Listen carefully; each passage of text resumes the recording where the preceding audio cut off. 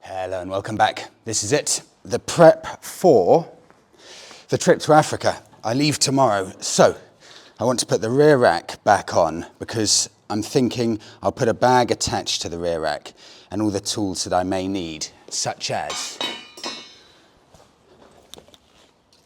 chain lube, tyre pump, and somewhere in this bag as well is a tyre repair kit, easily accessible on the rear rack so they don't take up too much of the pannier space.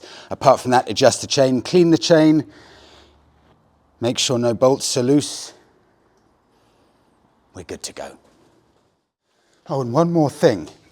I completely forgot to mention. Someone gave me a great tip. I don't know if this is the right type, but I went to Halfords, I bought some exhaust paste. I'm going to take the baffle out of my exhaust, smear this everywhere, shove it back in, and I'm hoping this will sort out my atrociously rattly exhaust. Holt's exhaust paste. Can it really work? It's only about £5. That was ridiculously difficult to get that C-clamp out. I think this is a really, really badly designed exhaust, the fact that it's so difficult to take the baffle out. This is what makes my exhaust sound atrocious. It's just loosely rattling around in there. So, I need to just try and shove some exhaust paste, I guess, all around this bit here, and hopefully that will be a thing of the past.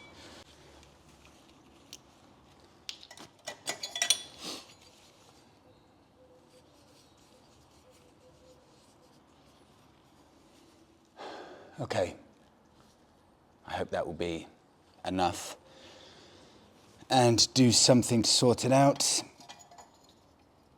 Ooh.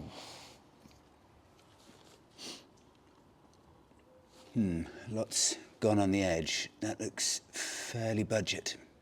Okay, that doesn't look good, but if it stops the sound,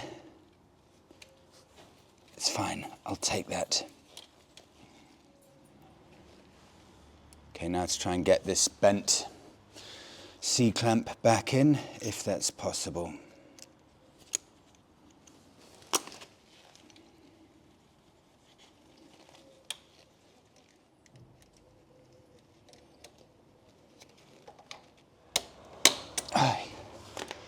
Okay, it's back in.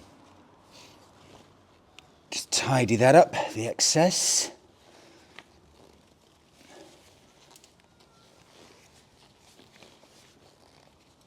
That looks acceptable. Actually, no, I don't know if it does. There we go. Okay, that looks acceptable.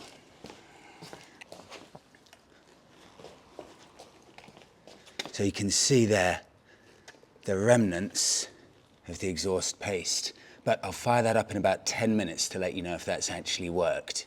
If that does work, that will be 4 years of living with an embarrassing exhaust note, and all I had to do was smear exhaust paste on it. Sometimes it's the simplest options that work the best.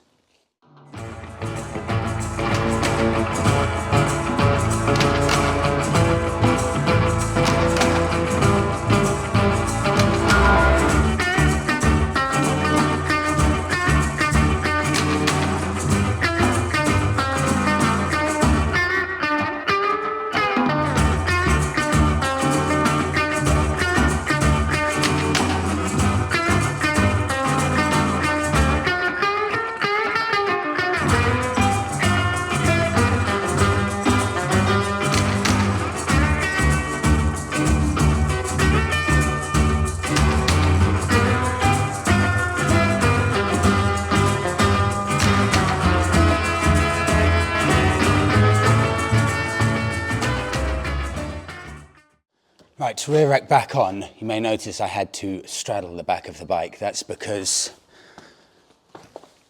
my helmet lock which I actually really like from Motone, that will not collaborate with putting my Hepburn Becker panniers on. So that's got to come off. It's often the way when you add something to a bike, if you want to add something else, it doesn't work. So helmet lock that I only fitted about 3 months ago is off. Rear rack on. I'll figure out the best luggage to put on that. And my exhaust paste. This will be, if it works, the simplest trick to stop an exhaust rattle. And hand on heart, I haven't tried it yet.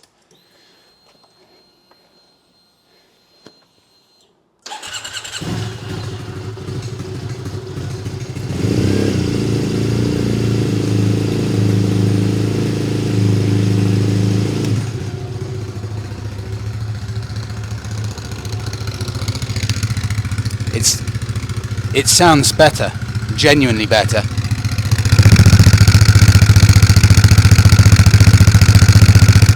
Wow.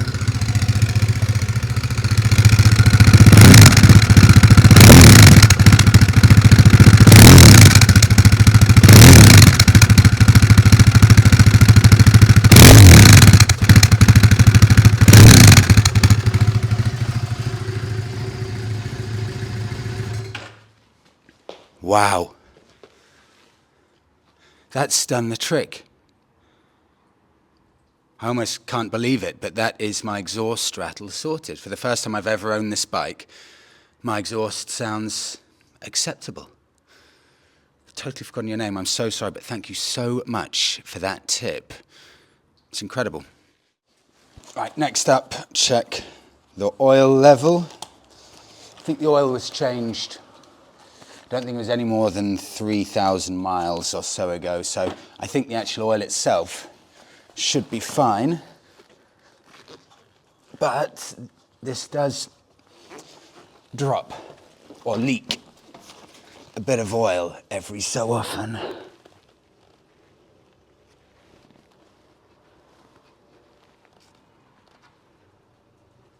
Yeah, it's at the minimum. So I'll put a bit of oil in. The problem is, because I've been moving around so much over the past 2 years, it's been 2 years since I had a base in the UK, I've lost everything. So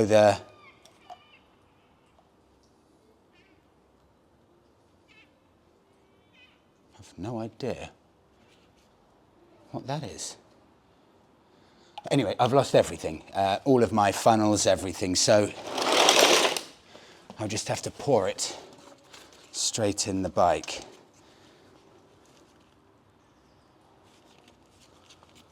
What is that?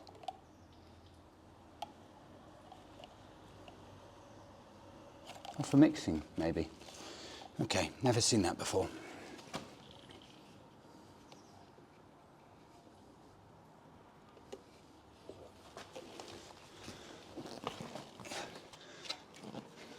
One tiny amount more and then done.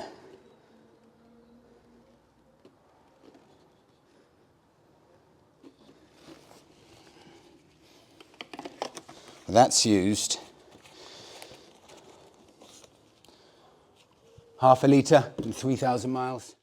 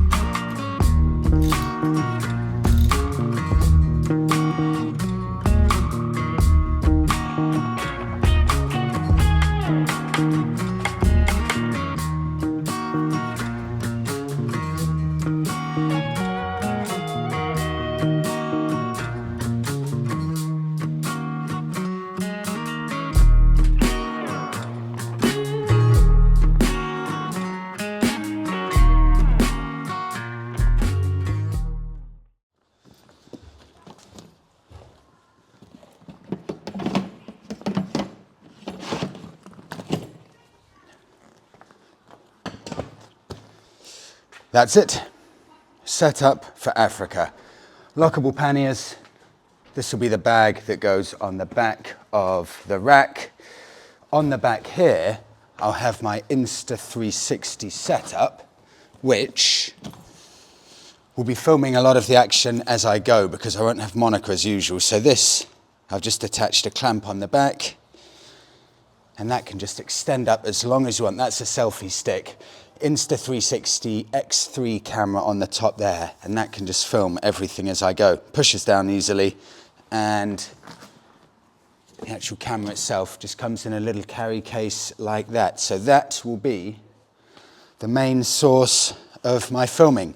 For navigation, Google Maps, QUADLOCK setup, so it will charge my phone as I go. And the final thing I'll do, take all of the essential tools. So I'll check all of the bolts and screws, etc., that I've got on the Bonneville, and I'll make sure I take all of those attachments, including a spark plug attachment, which luckily this tool set has. So I'll take a spark plug remover as well if I need to do that. And I'm all set to go. This is all I'm going to take. I'm going to make sure it's as minimal as possible. I don't want to be taking loads of stuff for example, cooking and loads of spare clothes. I just want to keep it very, very simple. It's just focused on enjoying the scenery and riding the bike. So these are all of the tools I'm taking. Nothing else apart from this. Oh, and the tyre repair paste that's upstairs, but just the attachments that I need for all of the main bits. So I can take the tank off, I can adjust the chain, etc., etc. Tyre pump, just a simple manual tyre pump from Halfords. I think that's about £8 or £10. Chain lube, because everyone says you must take that when you're going in the dusty area in Morocco. And this, bought from Halfords. This is a portable, what would you call it? Battery jump starter. So that's just the power pack. Make sure that's charged, clip these onto the battery if it won't start, and that'll make sure you've got enough juice to charge or to start the bike, and then just unclip them once the bike's started. I'll take the light lock as well. That's a nice small stealth lock that hopefully won't take up too much space and weight. And finally, a set of pliers if needed. Somewhere here there are cable ties. I'll add cable ties to that, that's one other thing.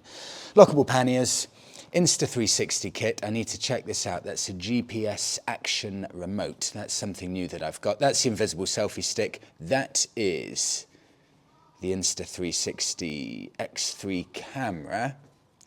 And that's where it will set up onto on the rear rack. And I've also got a front mount as well, so I can film in front of me. This is my QUADLOCK setup, and just underneath that, I've changed my setup, so I've got a USB charger here, so I can charge my phone, but also any other devices I've got. That's very different to last time when I was in Barcelona and did the trip there. I desperately needed a USB outlet and I didn't have it, and that's why I've changed to that setup. But apart from that, the Bonneville heads off on around about 38,441 miles.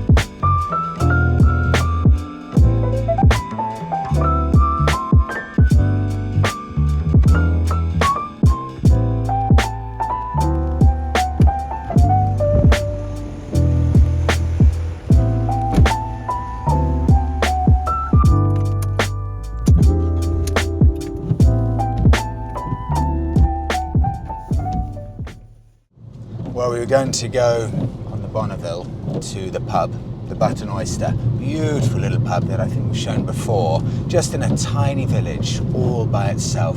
But the weather's too bad for the bike, so we'll drive. You know, the Fiat, I just take it for granted. I know I was stupid with the battery, but you get back, the brakes were fairly badly seized. I think I said in the last video, but horribly seized brakes. But once they freed themselves naturally, This car just goes on and on and on. It's on 204,000 miles. Touch wood. Yeah, do you know, I don't even worry about touching wood anymore. It's that reliable. I'll give it a service when I get back from Morocco. But it's just the most incredible little car. I don't think it will ever die.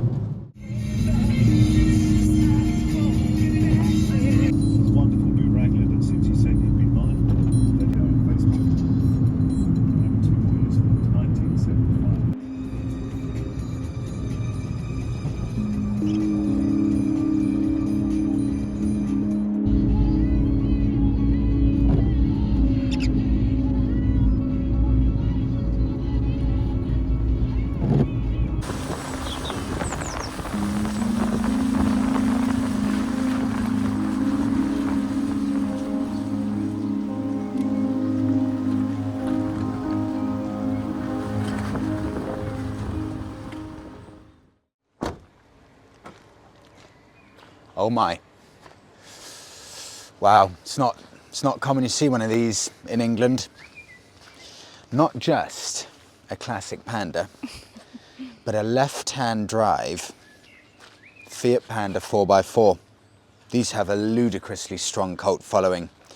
I used to have one of these, just not the 4x4 version. I bought it when I was at university, paid £420 for it.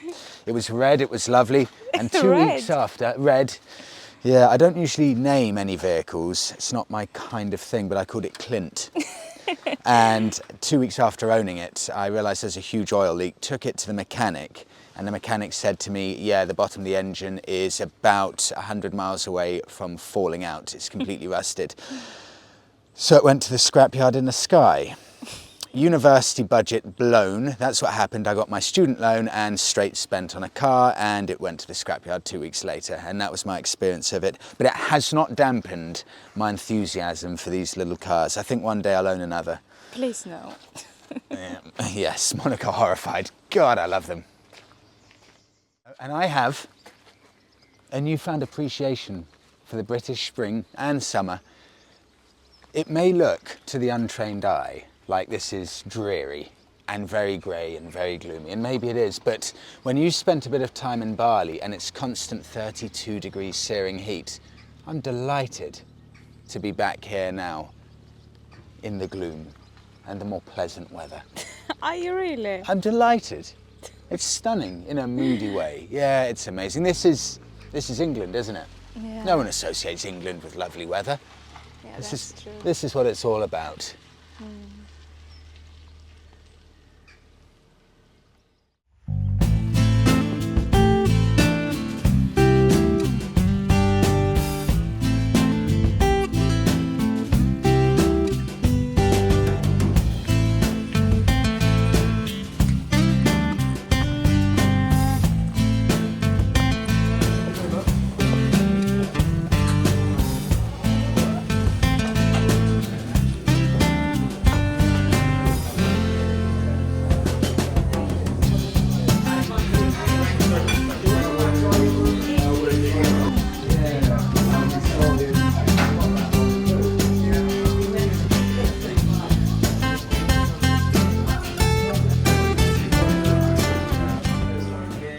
This is one of my favourite ever pubs, Pin Mill. Well, Pin Mill is the tiny little hamlet, and this is called the Butt and Oyster.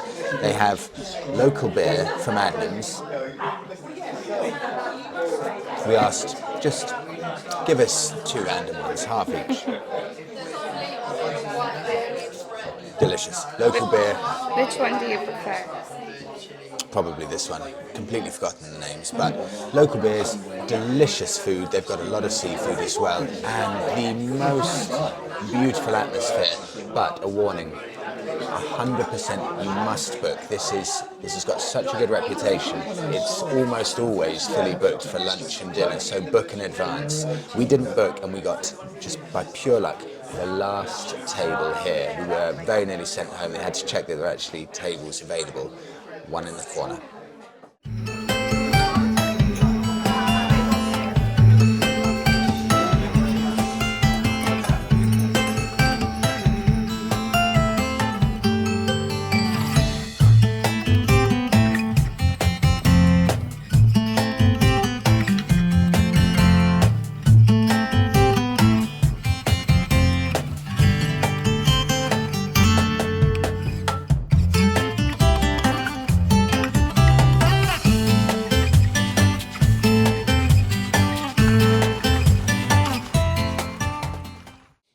Okay, we'll wrap it up there.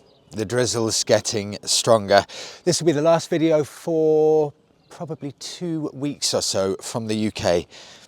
Feels lovely to be back, but so excited about the next adventure. So thank you so much all for coming along, and I will see you all in the next one en route down to Africa.